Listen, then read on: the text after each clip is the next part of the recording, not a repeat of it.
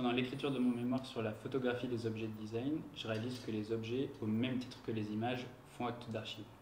En fait, même si on les extrait du contexte photographique par leur forme, leur matière, leur processus de fabrication, ils racontent une histoire, qu'elle soit d'ordre culturel ou territorial. Et donc je me suis demandé si, avec mes outils de designer, je pouvais créer de nouveaux objets dont le seul but serait de porter un récit. Par exemple, un événement qui est en train de se passer dans un lieu existant.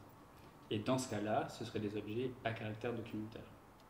Je décide de passer par l'expérimentation et donc je me rends dans la province de Phong Saly, au nord du Laos, à la frontière avec la Chine, au milieu des brodeuses Hakka parmi lesquelles j'ai grandi.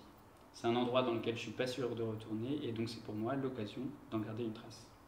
Sur place, j'emprunte des protocoles de collecte à l'ethnographie ou au documentaire, puis je rentre en France pour analyser, recouper, assembler ce que j'ai trouvé pour en faire de nouveaux objets.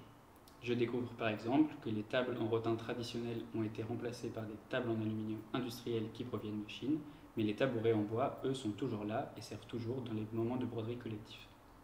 Je décide donc de rassembler les éléments de cette enquête dans un seul objet, un tabouret en aluminium englouti qui reprend en ornementation les motifs de broderie.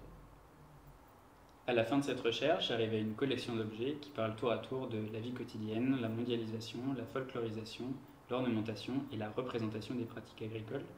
C'est des objets artificiels et pourtant ils ont une étonnante familiarité avec le lieu, comme si on les avait trouvés là-bas. En France, ils nécessitent une médiation, et donc pour parler de ce projet de recherche qu'à la frontière entre le design et l'art contemporain, je réalise un court-métrage et une exposition.